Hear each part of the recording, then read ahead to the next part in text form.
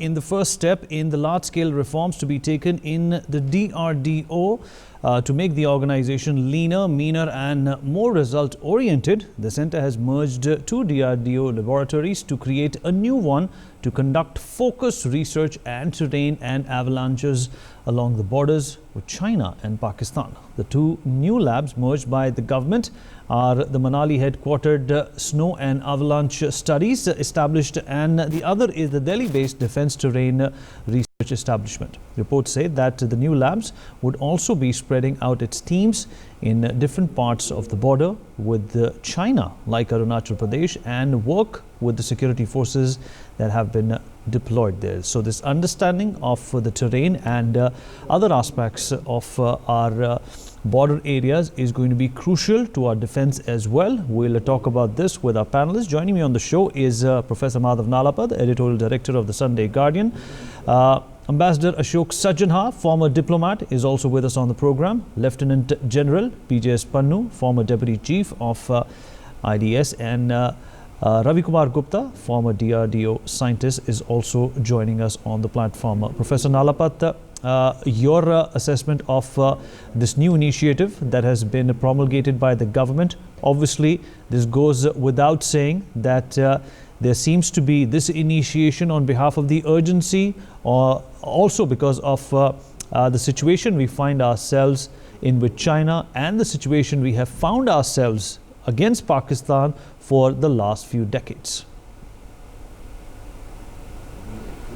Great War, the Second World War.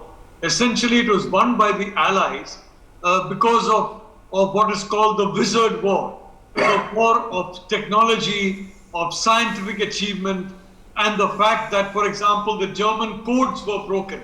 And throughout the war, the Allies could listen into what the German war machine was saying and anticipate the movements of the German war machine. So they cracked the codes. Secondly, the atom bomb. You know, there was some effort in Germany to go ahead with the atomic bomb, but the reality is that that particular technology was basically in the United States. People like Albert Einstein, Niels Bohr and others, they went there and they convinced President Roosevelt about this very important new weapon, and President Roosevelt very wisely decided to go full steam ahead. And the Americans were the first to have the atom bomb. It helped them against Japan, but was too late to be used against Germany. I want to say very clearly the Chinese are placing a very high value on technology. The reality is that the Germans were also very, very good soldiers. I mean, but they lost the war. They lost the war largely, I think, because of the Wizard War, the war of technology and the war of intelligence, of information. So I think it's good that we are really emphasizing that.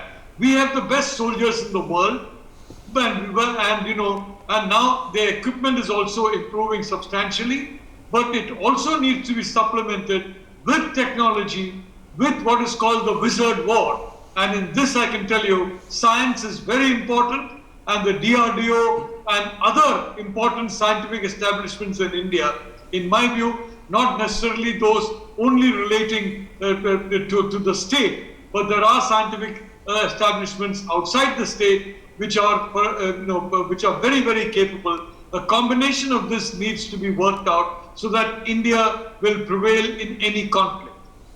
Right, absolutely. Ambassador Sajjanhar, in order, to be a proficient, in order to be, gainful of any move, especially by China, which is technologically extremely advanced, not only in comparison with, some of the developed countries, but also developing countries, including ours, India has to catch pace, but at the same time, in order to defend our borders, in order to better understand what we have to defend, this move is going to go a long way. Yeah, I think there's a very important move that has been made. We have been hearing, of course, over recent weeks and months that DRDO has really come into its own in terms of the testing of a large number of systems, of weapon systems, of missiles over the last few weeks. I think that has been very commendable. You see, because what we have been witnessing on the Chinese side, there are all these reports, some by Global Times that we might trust so much or we might not trust. They are just put up there for the propaganda value for in terms of information warfare. But of course, in terms of technology, there is a great deal of progress that China has been able to achieve over these many years. And what we have been saying is that, okay, as far as Ladakh is concerned, there is an eyeball-to-eyeball confrontation, there is a standoff there. But China has been improving the infrastructure, getting more people there, putting them there for the winter, improving its own facilities in that region. And I think it is very good to know for the, I'm sure for the people in general, for their morale, but more importantly for the soldiers and for their readiness and preparedness that our people are working to keep. They are not basically looking at that there is this equivalence, that there is a mirror deployment that we have and that is adequate, but working on other possibilities to make ourselves stronger to take on the Chinese when they come. So I think whatever is happening as far as these two research labs coming together, whether it's to study the avalanches or the terrain on all the 3,500 kilometer border with the China, I think that is very welcome, because it is, we have seen even in more recent conflicts, whether you see in the Nagorno-Karabakh region, it is basically the drones that Azerbaijan had been able to get from Turkey and from Israel that gave it a huge advantage over the Armenians. In any case, the Azerbaijanis were much better prepared, but this technology and the latest equipment has stood them in very good stead. So I think on our side also, notwithstanding the fact that we might be having a standoff, but how can we continue to improve our preparedness on our side through technology? I think that we have been seeing as far as DRDO is concerned, and it's a very welcome move what is happening, that the two laboratories are coming together so that the whole border area is under their observation and being scanned by them. Vineet. Right, General Pannu, obviously, when you hear news like this, there are different ways of reacting, whether this was proactively done, whether this is a tactical response to what China has been doing, or whether this is reactionary. In whichever way you look at it, whichever way you in fact want to use this new development for the sake of your perspective, it is only going to be sending a very staunch message to China and Pakistan, and which was of course not only the need of the hour, but it was also the need of the hours that have gone by. Vineet, I have been very closely associated with the DRDO, and I have seen the kind of work that these labs have been doing, and the scientists, how motivated they are and how capable they are in sincerely working towards finding solutions for the Indian military. I have also walked most of the terrain that we are talking about.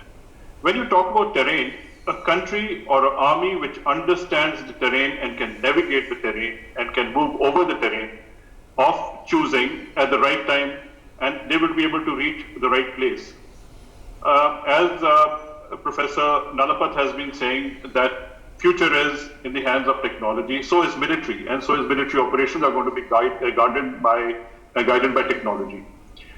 Today, when you look at the terrain in your own area, and that too in winters, at the moment, we have the snowfalls rising to the levels of 20 to 30 to 40 feet. In due course, they will rise to those levels.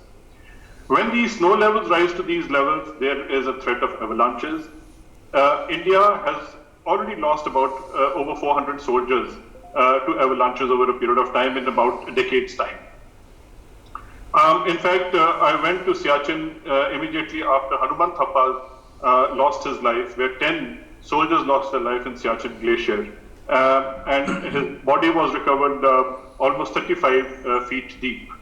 When soldiers have to work in tandem with technology, that is, if you have to use tanks, the APCs, artillery guns have to shoot there, it is extremely important for weather and terrain studies to be done which will aid the soldier and aid the commanders to plan and execute the operations well. Having got these two labs merged, which I have visited, and in fact I have had very close interaction with the SASE at Chandigarh because I was dependent on them for very long. I have also been with the Defence Terrain Research Establishment in Delhi.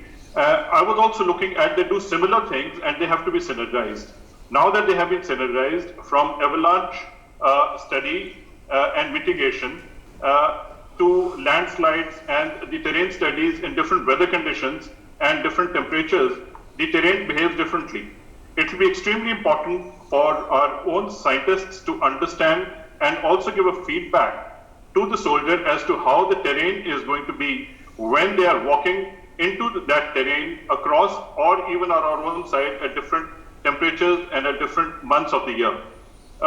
This is huge empowerment that the merger of the labs, which is now the Defence Geoinformatics Research Establishment, would afford and give to the military. I think the terrain is going to be walked and navigated better in future, which is extremely important to win the technology-based warfare. Right, absolutely. And Ravi Kumar Gupta, in your eyes, this is in fact very pertinent, not only to our sovereignty, to our security, but I'm more interested in analyzing the message this is also going to be sending to a China or a Pakistan in this sensitive stage, in this sensitive atmosphere that we find ourselves in. See, message is loud and clear that don't meddle with India. We are capable of defending and doing anything which is required for our security. Now, coming to this merger part, but let me say first of all, any war-like situation, there are three pillars on which the security rests. One is the valor, the training, the quality of armed forces, which is in our cases, no doubt, always has been among the best in the world. Second is technology, as Professor Nalapat and my two previous speakers have brought out. Technology is exceptionally important, and we have seen in the last 70, 80 years how the tables have been turned simply because of technology. Professor Nalapat gave the example of nuclear blast. I think it's a fantastic example where a winning side had to lose. Now third is the political will. Fortunately, this is a time when in our country all these three are excellent. So message is loud and clear. Now coming to the laboratory merger part. See, this is an ongoing process. DRDO was created in 1948 as a one-man army. Professor D.S. Kothari, he was appointed as a scientific advisor. That time the role was purely advisory. In 10 years, 1 decade, he did a lot of work and proved the metal. 1958, DRDO was created. Since 1948, the newer laboratories, creation of their new laboratories, merging of the existing ones, as the things change, as the technologies evolve, and as the requirement change, we have to adjust our system, our organization, so that DRDO is a dynamic organization. Now, as far as SASE and DTRL is concerned, when they were created, there was a need to have two different laboratories. Because the methodology of the way the data is collected, after all, they are all dealing with data, processing the data, providing the workable, usable information to the services, especially Army, which is deployed in world's most difficult terrain. Himalayas and the Karakoram, they are the most difficult terrain in the entire world and most hostile. There, the information is the keyword. Right information at the right time saves lives, and it is a force multiplier. So that time, when we talk of SASE, the snow and avalanches, the kind of data, again, it was different, and the methodology of collection was also different. Apart from, of course, the weather information you can get from our own sources, or we could get from the weather department, but beyond that, much more was to be collected, and bulk of it was done manually. We had small pickets at very remote corners in the difficult terrains, in the higher reaches of the Himalayas, where our scientists used to be stationed and collect the data and send it to the laboratory, and then analyzing and merging them together, predicting the avalanches and telling the sources that where it can happen, how much dangerous it is, what action to take. Coming to DTRL DTRL is primarily with the topography and the topsoil. The way the terrain is a dynamic thing. It is not that we have done it for one. If you go to the 100 years back or 50 years back, the topography map was considered more or less sufficient. But today, the things are changing dynamically. So, but the methodology of collecting data was different. Today, bulk of the data is collected either through automated sensors or through satellites. So now today there is a need that the two merge together, pool their resources and combine the two information, provide the comprehensive information to our armed forces, especially the army.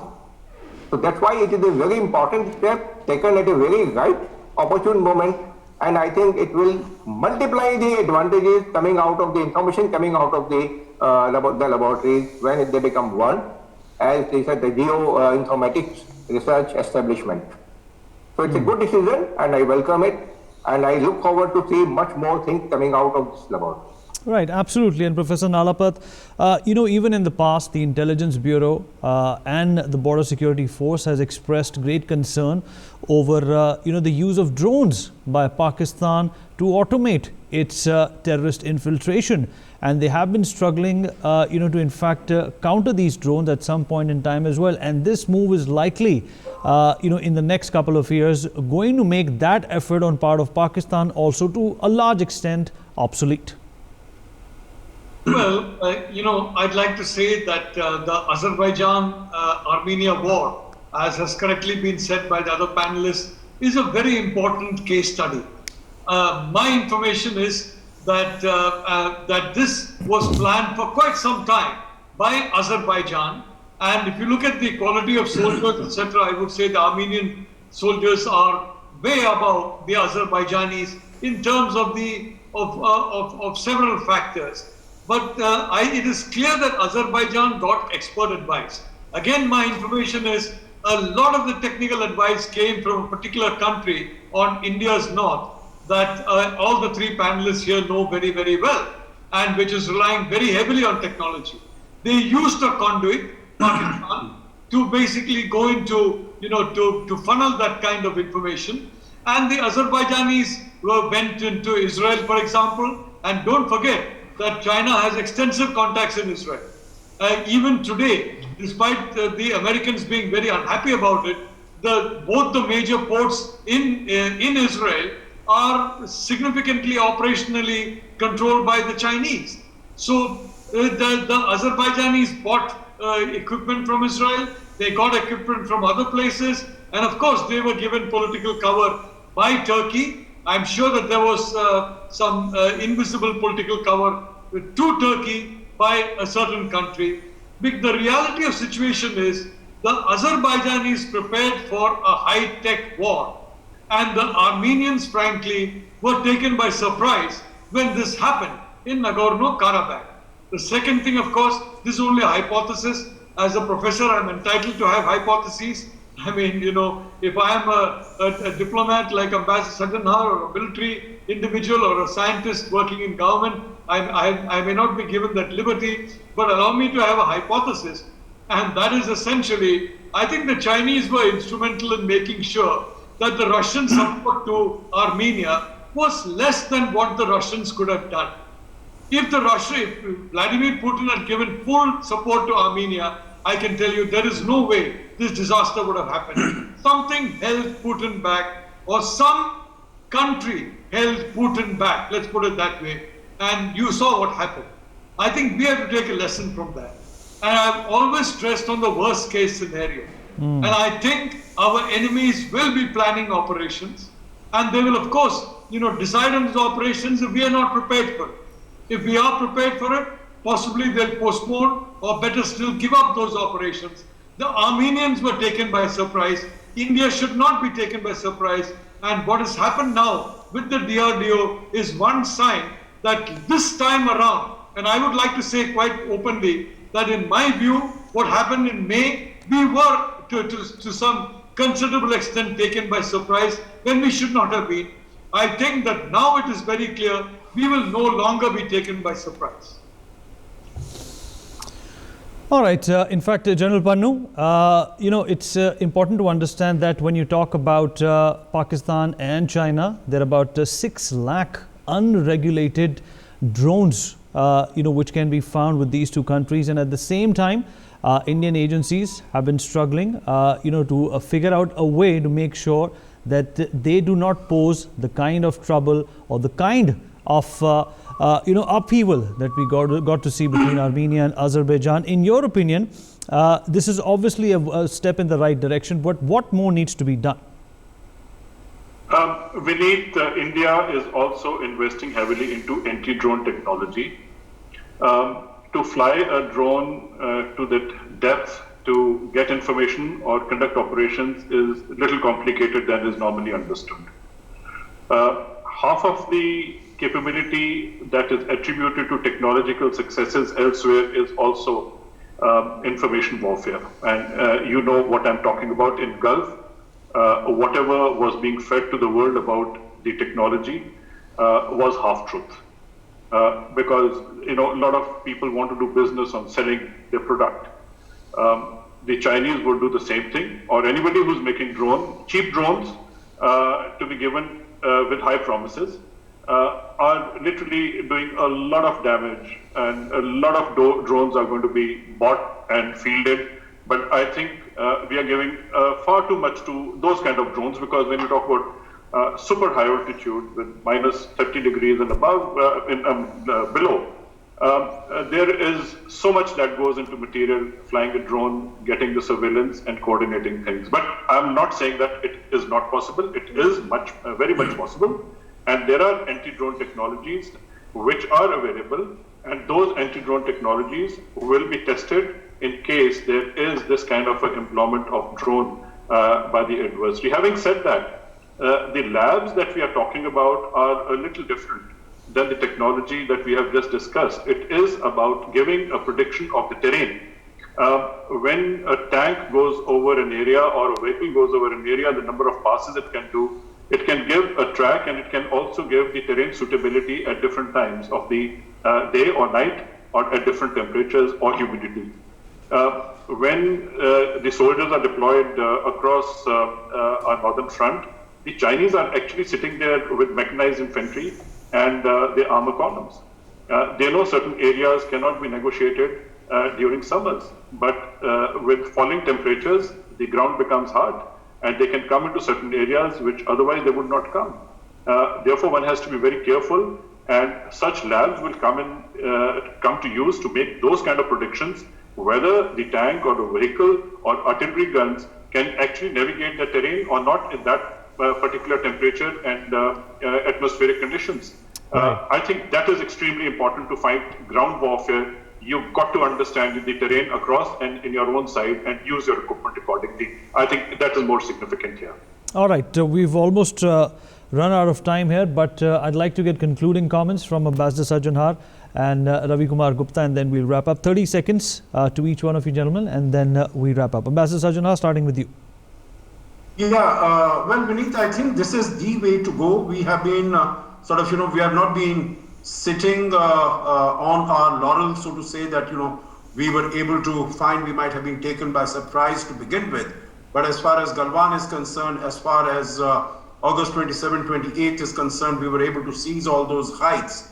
So we are not sitting on what we have been able to achieve, but we continue to move forward. As I mentioned also, the DRDO has had so many tests of so many missiles over the last few weeks, and they have been remarkably successful. So I think in the area of technology, in the area of preparing ourselves, and again, not only as far as our armed military preparedness is concerned, but even as far as the economic pushback to China is concerned, as far as our relations, whether with the United States in 2+2, in Quad, in the other, whether with Thailand, Singapore, the exercises, I think across the board, we have been working so that we are in full preparedness. And the message, as you were talking, goes squarely both to China and to Pakistan, that they should not take us lightly. Okay. And if China realizes the threat and the danger that it faces, and if it were to unnecessarily confront India then I think we can have a conversation with them and try to see as to how the whole issue can be resolved peacefully rather than through a military confrontation. Okay, Mr. Gupta, 15 seconds for you, sir, and then we wrap up. Yes. The buzzword is innovation. The battlefield is changing very rapidly, and we have to change dynamically, taking into decisions accordingly. Now, in our country, a lot has changed. As far as technologies are concerned, there is no dearth of technologies, no dearth of innovative minds in the country. The need was to make the things, how we can incorporate those things much faster. And in that direction, last few years, many steps have been taken.